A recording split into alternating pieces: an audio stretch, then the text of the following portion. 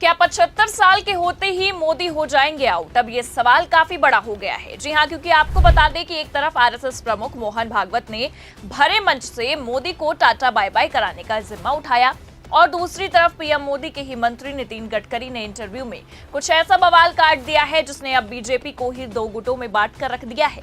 नमस्कार, आप देखना शुरू कर चुके हैं 4PM न्यूज नेटवर्क और मैं हूं आपके साथ प्रगति ठाकुर। दरअसल आपको बता दें कि मोहन भागवत ने जिस दिन से 75 साल के बाद रिटायरमेंट को लेकर बड़ा ऐलान किया है, तब से बीजेपी खेमे में बवाल मचा हुआ है।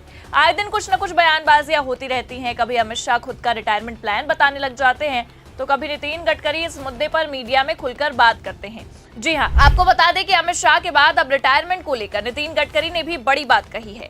दरअसल केंद्रीय सड़क परिवहन और राजमार्ग मंत्री नितिन गडकरी ने इंडिया टुडे के नए शो अनपॉलिटिकल्स में एक पॉडकास्ट के जरिए अपनी बातें रखी और कई मुद्दों पर भी चर्चा की है। लेकिन इस दौरान सबसे अहम सवाल जब गडकरी जी से 75 की उम्र पर रिटायरमेंट को लेकर पूछा गया तो उन्होंने पलटी मार ली है। देखिए, खबर इसमें लिखा भी है। इस दौरान रिटायरमेंट के सवाल को नितिन गडकरी ने चतुराई से टाल दिया है। जब एंकर ने उनसे पार्टी की 75 साल की रिटायरमेंट उम्र की नीति के बारे में पूछा तो उन्होंने हंसते हुए कहा, इन सब विवादों में मुझे नहीं पड़ना है, जिसको करना है करते रहे। उन्होंने कहा, तबीयत और हेल्थ अच्छी रहती है तो काम करते रहना चाहिए। मतलब आप इस बयान को ही सुनकर ये समझ जाएंगे कि कितनी आसानी से नितिन गडकरी ने इस मुद्दे को टालने की कोशिश की है। मतलब एक तरफ मोहन भागवत इस मुद्दे को लगातार भुनाने की कोशिश कर रहे हैं, बीजेपी को ही उसके नियम कायदे याद दिला रहे हैं, और दूसरी तरफ उनके ही लाडले नितिन गडकरी इस मुद्दे पर यह कह रहे हैं कि इन सब विवादों में मुझे पड़ना ही नहीं है, जिसको करना है करते रहे। हालांकि आपको बता दें कि गडकरी के इस बयान को लेकर भी कयासबाजियां कम नहीं है, क्योंकि इस मुद्दे पर भी ठीक जवाब ना देकर कहीं न कहीं केंद्रीय सड़क परिवहन और राजमार्ग मंत्री नितिन गडकरी ने इस मामले को और गर्मा दिया। इस मुद्दे पर तमाम लोगों का भी ये कहना है कि गडकरी जी कुछ भी विवादित बयान देने से इसलिए बच रहे हैं क्योंकि पीएम मोदी के बाद गडकरी को ही आरएसएस विकल्प समझ रहा है। और ये तो आप भी जानते हैं कि किस तरह से राष्ट्रीय अध्यक्ष के मुद्दे को भी लेकर पेच फंसा। अब तक बात नहीं बन पाई और अब तो पीएम पद को लेकर भी पेच फंसने की उम्मीद है, क्योंकि आपको बता दें कि 75 साल के रिटायरमेंट का मुद्दा किसी और का नहीं बल्कि खुद बीजेपी का है। बीजेपी वालों ने ही ये नियम कानून बनाए हैं। 75 साल के बाद किसी भी राजनेता को रिटायरमेंट ले लेना चाहिए, ऐसा कहना बीजेपी आला कमानों का है। और इतना ही नहीं बल्कि ऐसे कितने नेता हैं जिनको 75 साल होते ही खुद पीएम मोदी ने ही झोला थमा दिया, लेकिन जब बारी खुद की आई तो आप देख सकते हैं मोदी भी चुप्पी साधे बैठे हैं। और सबसे हैरानी की बात यह है कि भले ही बीजेपी वाले इस मुद्दे पर चुप्पी साधे बैठे हो, लेकिन आरएसएस ने चुप्पी तोड़ दी है।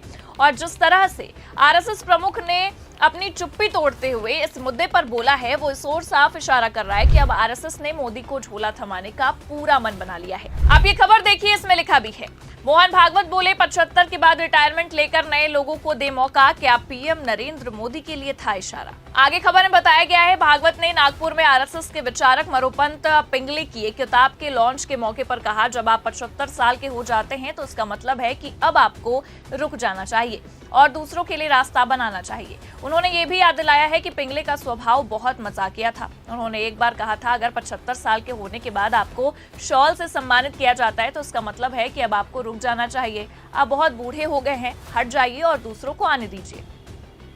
अब इस बयान को लेकर साफ इशारा प्रधानमंत्री मोदी की ओर ही समझा जा रहा है, क्योंकि आपको बता दें कि प्रधानमंत्री मोदी इस साल 17 सितंबर को 75 साल के होने वाले हैं और बीजेपी के नियम कायदों के अनुसार 75 साल पर रिटायरमेंट पक्की और झोला लेकर निकल जाना होता है। और ऐसे में ठीक 2 महीने पहले भागवत का ये बयान आना भी कई सारे अटकलों को जन्म देता है। और ये सवाल भी उठता है कि क्या पीएम मोदी अब जल्द ही इस्तीफा देंगे। फिलहाल आपको बता दें कि भागवत की तुरंत बाद खबर ये आती है कि प्रधानमंत्री मोदी के रिटायरमेंट से पहले ही अमित शाह ने अपने रिटायरमेंट का प्लान तैयार कर लिया है।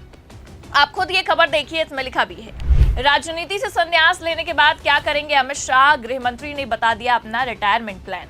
आगे बताया गया है, केंद्रीय गृह मंत्री अमित शाह ने अपना रिटायरमेंट प्लान बता दिया है। इतना ही नहीं, उन्होंने अपना फ्यूचर प्लान भी जाहिर कर दिया है। उन्होंने कहा है कि मैंने तय किया है कि जब भी रिटायरमेंट या फिर रिटायर हो जाऊंगा तो मैं बाकी का जीवन प्राकृतिक खेती के काम में लगा दूंगा। अहमदाबाद में एक कार्यक्रम में बोलते हुए शाह ने कहा कि रिटायरमेंट के बाद का अपना जीवन मैं वेद उपनिषद पढ़ने और प्राकृतिक खेती के लिए खर्च करूंगा। उन्होंने कहा कि ये प्राकृतिक खेती एक प्रकार का वैज्ञानिक प्रयोग है जो कई प्रकार के फायदे देती है। तो अमित शाह ने राजनीति से संन्यास लेने का पूरा मन बना लिया है। उनके बयानबाजियों से कुछ ऐसा ही लग रहा है। और इसके पीछे का सही कारण आपको बताएं तो कहीं ना कहीं अब बीजेपी वाले ये समझ गए हैं कि आने वाले समय में पार्टी के अंदर और बाहर हर जगह आरएसएस की ही हुकूमत चलने वाली है, क्योंकि पहले राष्ट्रीय अध्यक्ष को लेकर पेच फंसा और अब पीएम मोदी को ही गद्दी से हटाने की तैयारी हो रही है। ये अपने आप में बहुत बड़ी बात है। दरअसल आपको बता दें कि आरएसएस ने यह साफ कर दिया है कि बीजेपी का अगला अध्यक्ष ऐसा व्यक्ति होना चाहिए जिसकी संघ की विचारधारा के प्रति गहरी प्रतिबद्धता हो। किसी अन्य पृष्ठभूमि से आने वाले व्यक्ति को वो स्वीकार ही नहीं करेंगे। आरएसएस की पृष्ठभूमि के व्यक्ति पर ही जोर देने की कई नामों की संभावनाएं अब खत्म हो रही हैं जो चर्चा में थे, यानी कि प्रधानमंत्री नरेंद्र मोदी और गृह मंत्री अमित शाह ने कुछ संभावित उम्मीदवारों के नाम सुझाए, लेकिन ये आरएसएस को नहीं भाए। ये तुरंत पता नहीं चल पाया कि उन्हें संघ का समर्थन मिलेगा या नहीं। ऐसी खबरें भी हैं कि संजय जोशी और नितिन गडकरी को शीर्ष पद के लिए माना जा रहा है।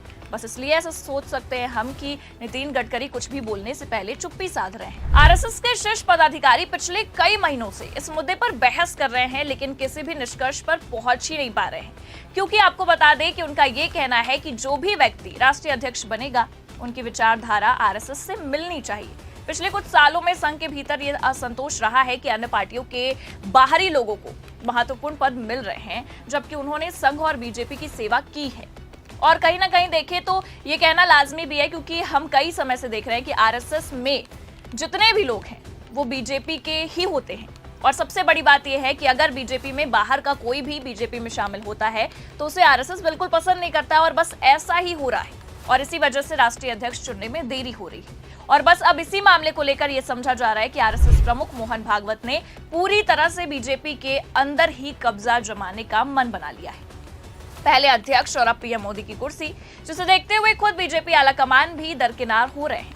अमित शाह ने भी अपना रिटायरमेंट प्लान इस वक्त बताया है जब प्रधानमंत्री मोदी के रिटायरमेंट को लेकर चर्चाएं तेज हो गई है। मोहन भागवत ने उन्हें झोला थमाने का पूरा मन बना लिया है। और वहीं दूसरी ओर नितिन गडकरी ने भी इस मामले में हाथ खड़े कर लिए हैं, कुछ बोलने से बचते नजर आ रहे हैं। ऐसे में आपको क्या लगता है, क्या मोदी शाह के साथ आरएसएस और गडकरी मिलकर खेला कर देंगे?